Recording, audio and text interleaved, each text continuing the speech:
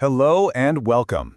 Today we're going to talk about something incredibly important for our later years. Something that's really about protecting what is fundamentally yours. We're going to explore how to age with real dignity, strength, and a solid sense of who you are. Here's a question that I think a lot of us wrestle with. From a young age, we're often taught that generosity and self-sacrifice are the highest virtues. But when you get to your golden years, you really have to stop and ask, is constantly putting yourself last actually healthy? Does it truly serve your well-being? Well, the answer, from a health perspective, is a clear and simple no. It is absolutely not selfish. In fact, it's essential. Prioritizing yourself isn't just a nice idea. It is a fundamental act of self-preservation.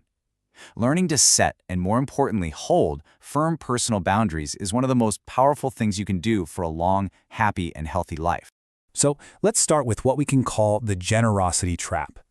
This is that subtle, sometimes unspoken pressure that many older adults feel, this expectation to always be available, always be giving, and to always put everyone else's needs ahead of your own. And let me tell you, that can be completely and utterly draining. This brings us to the very first thing you must never, ever give up for anyone, and that is your peace of mind. Now, I want you to really focus on this definition. We tend to think of peace as a luxury, something that's nice to have. But it's not. It's a medical necessity. Chronic stress, constant drama, these things have a very real, very negative physical impact on your body. They raise your blood pressure, they weaken your immune system, they disrupt your sleep. Your peace is your health. So, how do you guard that peace? Well, that leads us right to our second non-negotiable, your absolute right to say no. Saying no to a request that you know will leave you exhausted, or saying no to a visit that's just going to bring tension into your home, that is not being mean. It's not being difficult. It's being a responsible guardian of your own health and energy. All right, let's move on to our next section. We're going to talk about guarding your personal space. And I mean both the physical and the mental territory that you absolutely need, not just to get by, but to really thrive.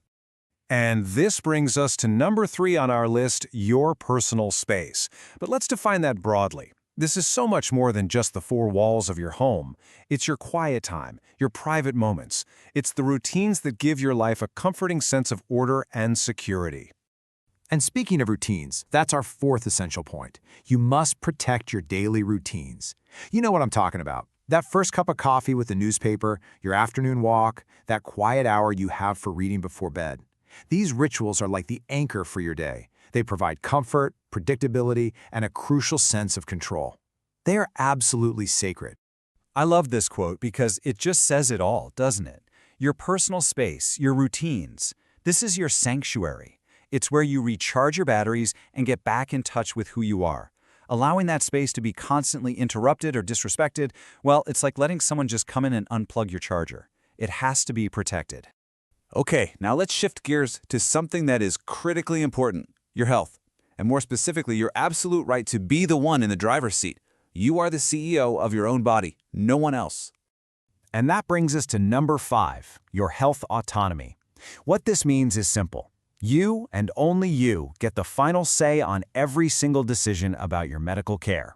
Of course, family can offer advice, and doctors can give their best recommendations. But at the end of the day, the final decision is yours and yours alone. This control covers everything, from who your doctor is, to the treatments you accept or decline, to how you live your life day to day. And feeling in control of these decisions has a huge psychological benefit. It reduces anxiety and can even improve your health outcomes. Look, you have lived in your body your entire life. You are the world's foremost expert on you. Never forget that. All right, let's wade into a topic that can sometimes feel a little tricky to talk about, but it is absolutely essential for maintaining your freedom, and that's your finances. So here it is, number 6, your financial independence. The money that you have worked for, saved, and invested your whole life, that is not a family slush fund. It is the tool that guarantees your safety, your security, and your ability to make your own choices for the rest of your life. I think this slide makes the point perfectly. When you see your assets as a tool for your security, managed by you, for you, you stay in control. But the second they start being viewed as a general family resource, that's when you open the door to pressure, to conflict, and slowly but surely a loss of your own independence. That's why keeping a firm boundary around your finances is so critical. And now for our final section. Let's talk about the very core of who you are.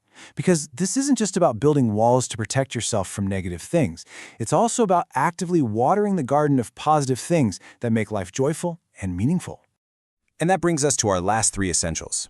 Number 7 is your social connections. And I'm talking about your friends, the people you choose to have in your life because they lift you up and make you laugh. Those relationships are a powerful defense against loneliness. Number 8, your hobbies and passions, the things you do just for the sheer joy of it. They aren't frivolous, they keep your mind sharp and your spirit bright.